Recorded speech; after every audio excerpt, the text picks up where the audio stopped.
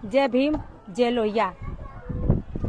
रुपया लेते लेते बीएसपी यह भूल चुकी है कि नोटों से नहीं वोटों से बनती है सरकार।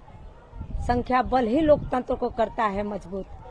साथियों, मैं बिंदु बाला बिंद यह बात इसलिए कह रही हूँ क्योंकि मेरे जिला गाजीपुर में कुल 7 विधानसभा क्षेत्र हैं, जिसमें से 5 सामान्य वर्ग है, 2 अनुसूचित जाति के लिए आरक्षित है, जिस पर बीएसपी ने सैदपुर से चमार, जखनिया से चमार, जंगीपुर से राजपूत, गाजीपुर सदर से राजपूत, मोहम्मदाबाद से भूमियार और जमनिया से स्वर्ण पठान मुस्लिम और जहुराबाद से एकमात्र ओबीसी राजभर को उम्मीदवार बनाया गया है, जिसको देखकर हर कोई कह रहा है कि दलित, पिछड़े और अल्पसंख्यक समुदाय की पार्टी कहे जाने वाली बीएसपी समाज पार्टी ने आरएसएस स्वर्ण के आगे घुटना टेक दिया है और बीएसपी बहुजनों के हित को दरकिनार करके भाजपा की बी टीम बनकर काम कर रही है। इसलिए 5 विधानसभा सीटों पर करोड़ों रुपया लेकर 4 स्वरों को उम्मीदवार बनाने की काम की है, जबकि पिछड़ी जाति के कार्यकर्ताओं को पार्टी का झंडा बैनर ढोने के लिए हंसिये पे रखा गया है। साथियों, जब बिना सरकार बनाए ही बहुजन समाज पार्टी के फंड में सैकड़ों करोड़ों रुपया इकट्ठा हो जा रहे हैं, तो फिर यूपी में सरकार बनाने की क्या आवश्यकता है? यदि बीएसपी को सरकार बनाने की आवश्यकता होती तो गाजीपुर में स्वर्ण के बजाय बिंद कुशवाहा, चौहान, ब्राह्मण पासी खट्टी को अवश्य टिकट देती। मेरे भाइयों बहनों, आप सब जानते हैं कि सपा जंगीपुर विधानसभा से एक यादव को चुनाव लड़ाती है, इसलिए अन्य 4 सीटों पर यादव को टिकट नहीं देती कि जिले में यह संदेश जाएगा कि सपा यादव की पार्टी है। लेकिन बीएसपी ने जंगीपुर और गाजीपुर से 2 राजपूत को टिकट देकर मान्यवर काशीराम साहब के मिशन और उनके मूवमेंट को कुचल दिया है। बहुजन साथियों, बहुजन महापुरुषों के विचारों पर स्थापित शायद बीएसपी यह भूल रही है कि जब बाबा साहेब के पास कुछ नहीं था तब भी मनुवादियों से लड़ाई लड़कर दलित पिछड़ों को हक दिलाने का काम किए थे, जो आज बुनियादी संसाधनों से लैस होने के बाद भी बीएसपी मुट्ठी भर लोगों के धन बल को महत्व देकर संसद में दिए गए मान्यवर काशीराम साहब के उस भाषण को चुनौती दे रही है, जिसमें मान्यवर काशीराम साहब ने लोकसभा में कहा था कि इस देश में लोकतंत्र बहुत बड़ा है। लेकिन मैं समझता हूँ कि इस देश में कोई लोकतंत्र नहीं है, क्योंकि अमीरों के नोटों से गरीबों के वोटों के साथ खिलवाड़ होता है।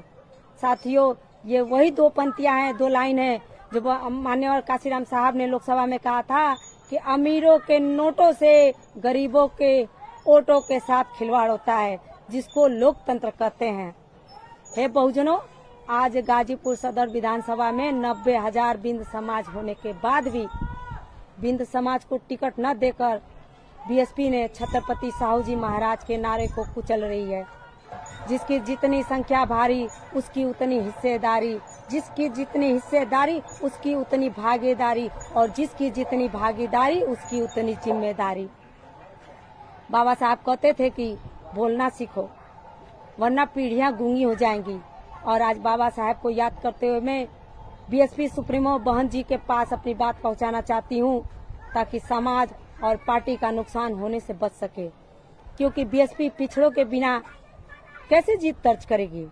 सामाजिक संतुलन को दरकिनार करके बीएसपी ने 2017 में विधानसभा चुनाव में उम्मीदवार बनाई, जिसका नतीजा ये हुआ कि बीएसपी का गाजीपुर की 7 सीटों पर सुपड़ा साफ हो गया और पूरे प्रदेश में 19 सीटों पर बीएसपी सिमट गई, जिसकी पुनरावृत्ति की नींव बीएसपी के कोऑर्डिनेटर रख रहे हैं, क्योंकि टिकट बांटने में सोशल इंजीनियरिंग को अबॉलिश करने का काम हो रहा है।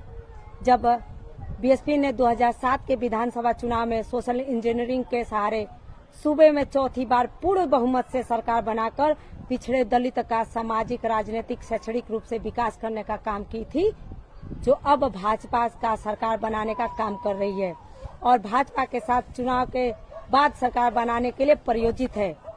इस ओबीसी, एससी, एसटी और मुस्लिम समुदाय को बीएसपी से सावधान रहने की आवश्यकता है। मेरे बहुजनों, आप जानते हैं कि कुंभकर्ण 6 महीने के लिए सोता था और 1 बार जागता था, फिर खाना पानी राशन लेकर पुनः 6 महीने के लिए सो जाता था। जिसके कदम पर बीएसपी चल रही है। इसलिए 5 साल से चुपचाप रहने वाली बीएसपी केवल चुनाव में ही सक्रिय हुई, जबकि जनता के बुनियादी मुद्दों से बिल्कुल शांत रही। जो इस विधानसभा चुनाव में करोड़ों रुपया लेकर उम्मीदवारों से 5 साल के लिए पुनः सो जाएगी और फिर 2027 के विधानसभा में करोड़ों रुपया उम्मीदवारों से लेने के लिए जाग जाएगी। इसलिए आप अपना वोट सोच समझ कर दीजिए। जय भीम, जय भारत, जय संविधान।